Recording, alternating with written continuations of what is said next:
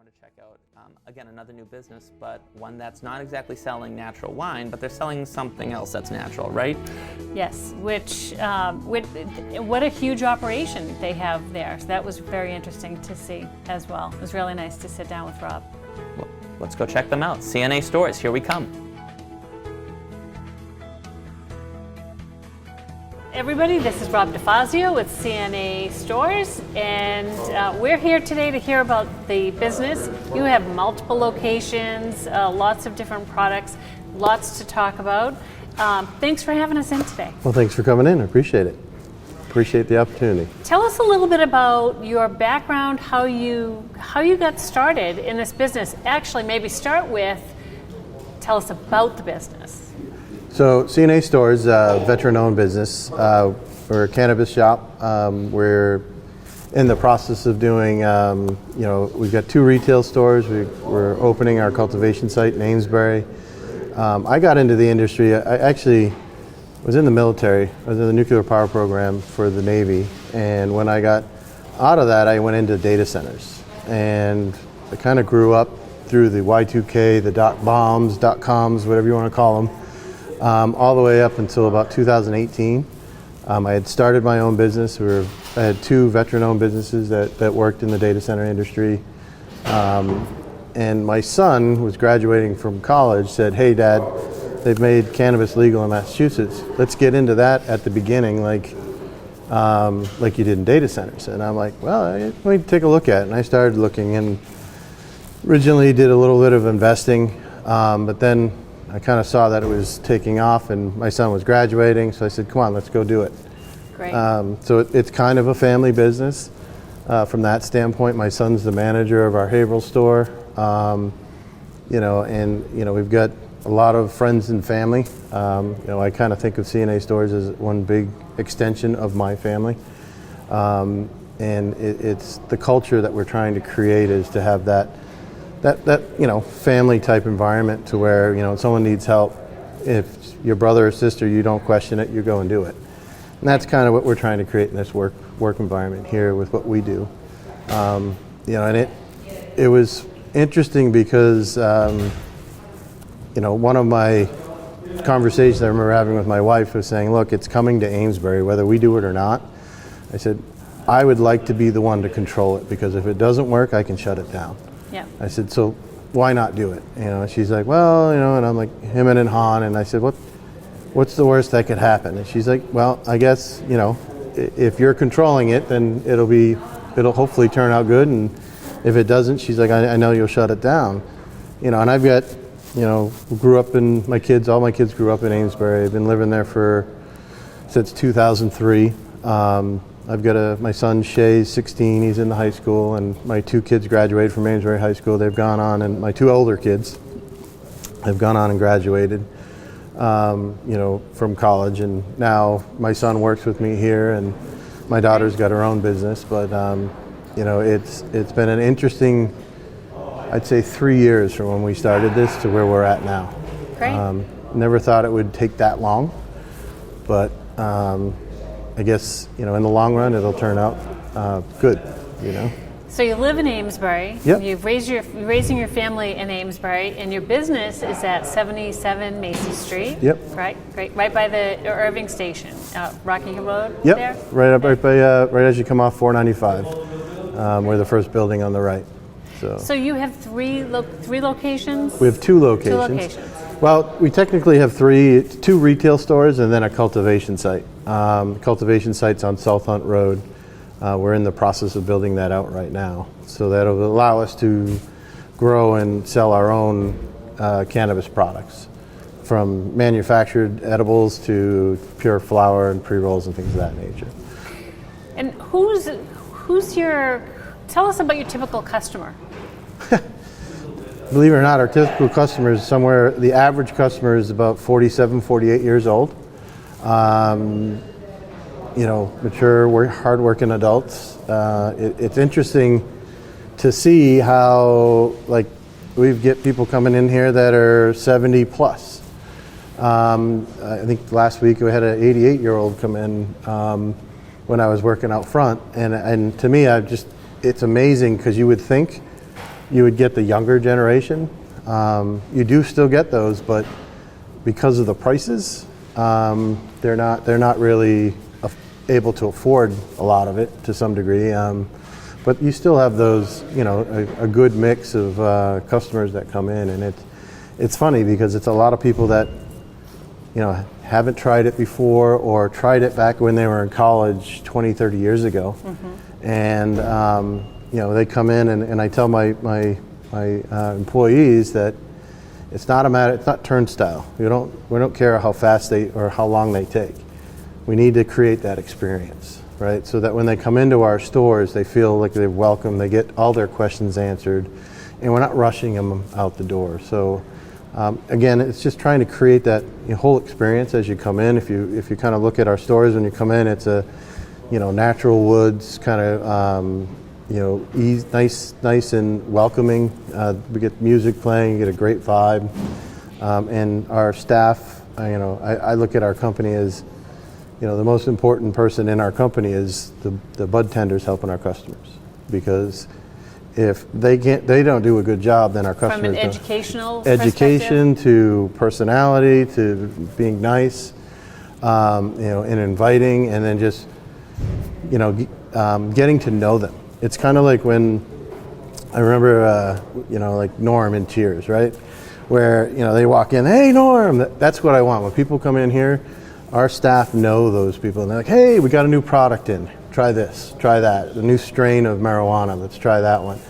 And you get to know them to the point where that when they come walking in, oh hey, we got this new one in. You should try it. And that's the kind of feeling that people get when they come in here. Some people, they come in, they do a pre-order, buy it and leave. Don't say a word.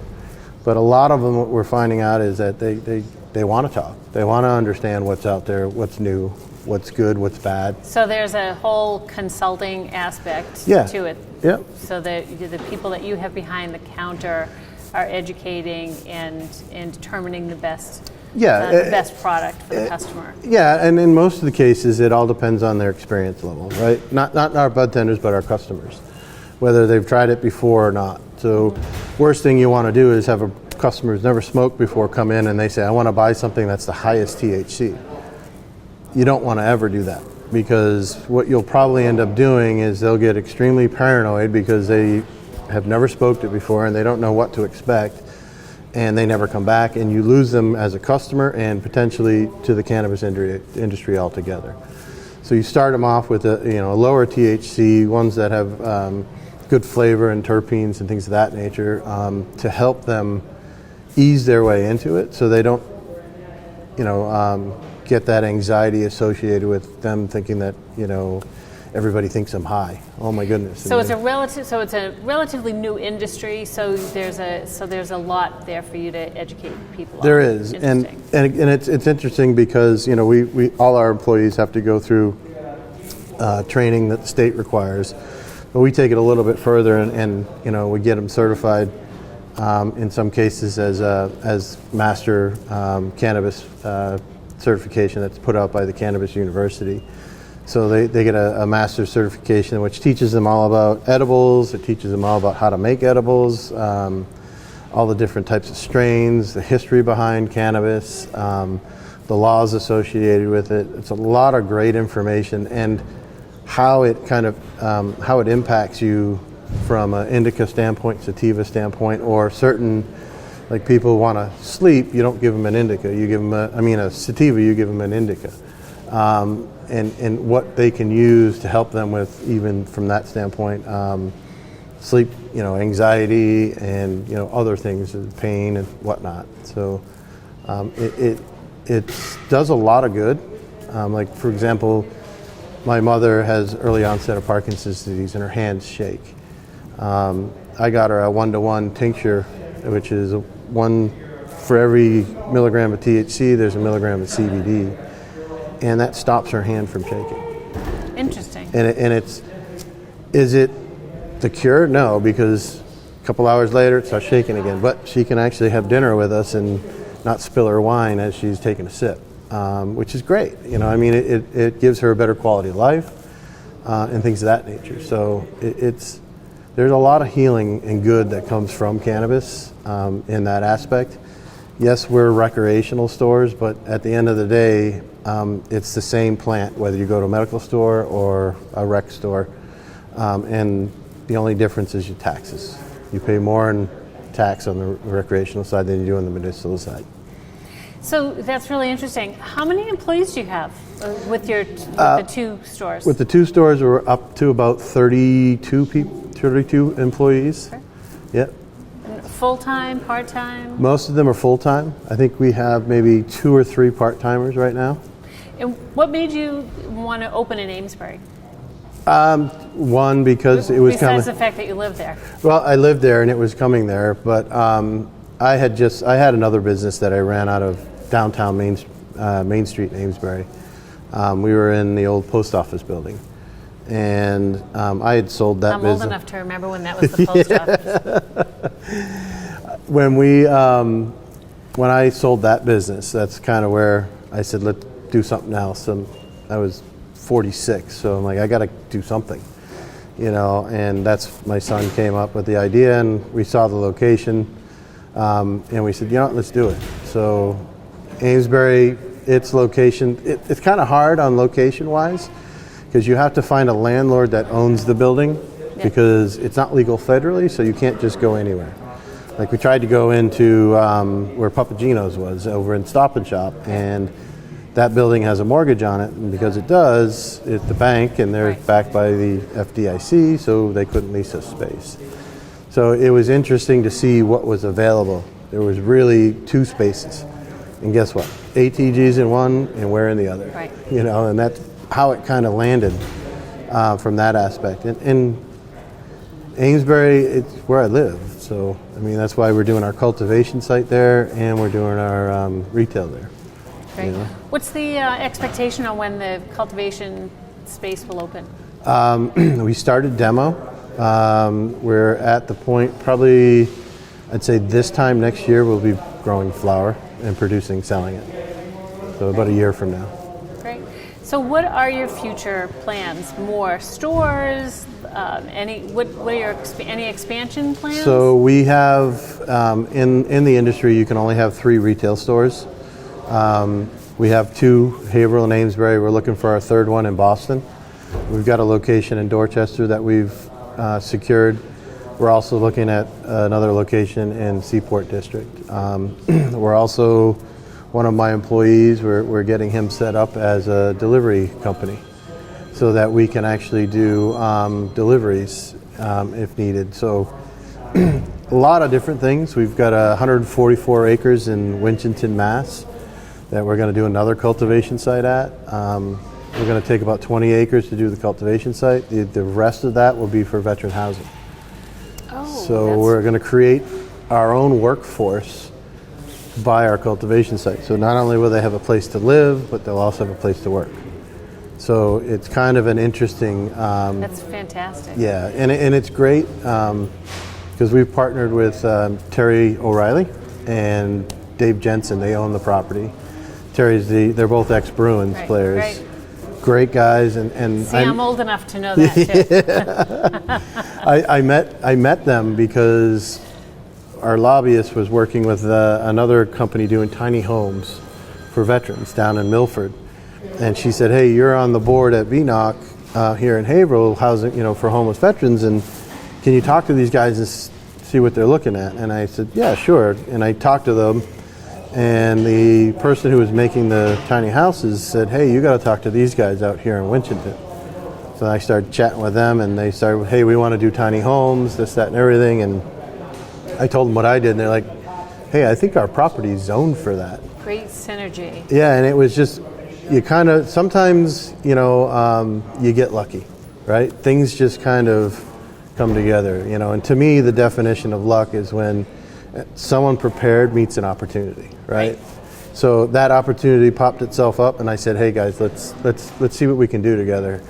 And we're working on. We've got our HCA out there. We've got our plans started for that site. So if you think about CNA Stores and what we plan on doing, we're going to be a multi-state operator. So we're looking at going into New York next year when it opens up.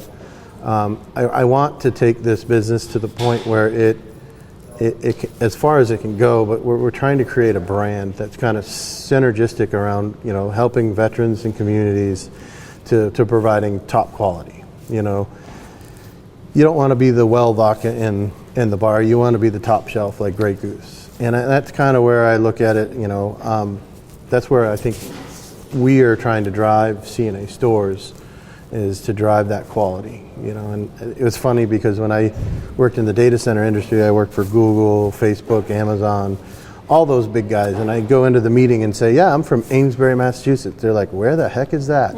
I'm like, it's 45 minutes north of Boston. I said, you didn't hire me because of where I live. I said, you hired me because of what we do and our reputation. That's kind of how I want to take that approach with this side of this business, is that brand. They want that. We want to get that, name recognition to where people can see our little crown and say, oh, that's CNA Stores. And they know what we do. I was in Newport, Rhode Island down at my friend's bar, probably at Patty's Day, St. Patrick's Day, and I was sitting there and a guy saw my hat and he's like, what do you do? And I said, oh, we're a cannabis company. Said, I knew it was, because he saw our brand. He kind of, it made sense to him. That's what we're trying to drive here, is trying to create something that'll help build, a company that's sustainable, that provides good jobs to support local communities and things of that nature. And it's fun. When you go to work and it's fun, it doesn't seem like work. Right. You know what I mean? I know exactly what you mean. And I tell people I've retired because I'm having fun every day with what I'm doing. Right. And sure, there are some days where it's not, all beautiful and smells like roses, but there are more of those days than not. And it's, like I said, working with my son is great. It's a lot of fun. Now, I know that you're a local businessman, but I know that you also are known for the philanthropy. So tell us a little bit about what some of your pet projects are. So we've been very fortunate to have a great team, because they bring up these ideas that I don't even think of. And some of them are awesome. Like we do snow angels, which help shovel out the the elderly and veterans in Amesbury and in Haverhill. So I think last year we had upwards of about 80 people that we shoveled out. And then we also work with Mass Fallen Heroes. We're setting up a store in Amesbury for veterans to go in and shop with steep discounts. Through Mass Fallen Heroes, they partner with TJX, so they get a lot of their out-of-date products and things of that nature, but it's pretty good. We also do, we've done a lot with VNOC, which is Veterans Northeast Outreach, and that's for housing veterans. We do a lot for, like, last Thanksgiving till the end of the year, we fed over 12,000 families. Wow. Out of our cultivation site. We had trailers come in with the help of Mass Military Support Foundation, and with working with the guys from Mass Fallen Heroes. We set up shop where they bring in 1,000 boxes of food that feeds a family for a week. Wonderful.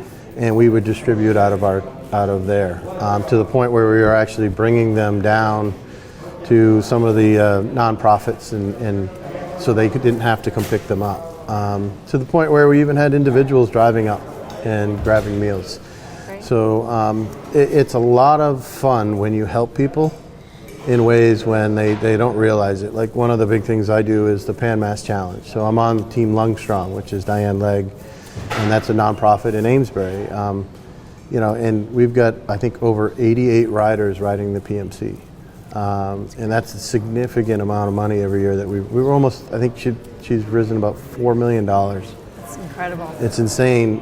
And what's funny is I'm a big guy. When I tell people I ride a bike 180 miles, they think a motorcycle, right? I'm like, no, it's a bicycle. I said, gravity's my friend on the downhill.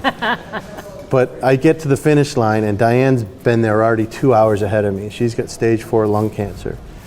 It's amazing that she can still do this every day or every year, and she still beats me. And I try like That's hell great. to catch her, but it never works. I would guess that you're a little competitive. Maybe, just a smidgen. Well, And I know we have to wrap this up. I'd love to talk to you more offline on how we might be able to support some of the charities definitely. that you Absolutely. It was great. that you're involved with. So thanks. Thank you. It's been great. Thanks so much for letting us come in and talk to you. Absolutely. Thanks for coming in.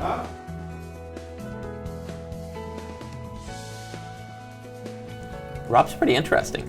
That talk about a neat business. He's got a great story, and the work that he does to support veterans was something I didn't know about. So this is really a great opportunity that you've given us to be able to just showcase some of these people, these great business owners in Amesbury. I thought what was cool about today with your visits is to learn more about natural wine, because we think we know about wine, but to learn how actually there are real differences that exist, right?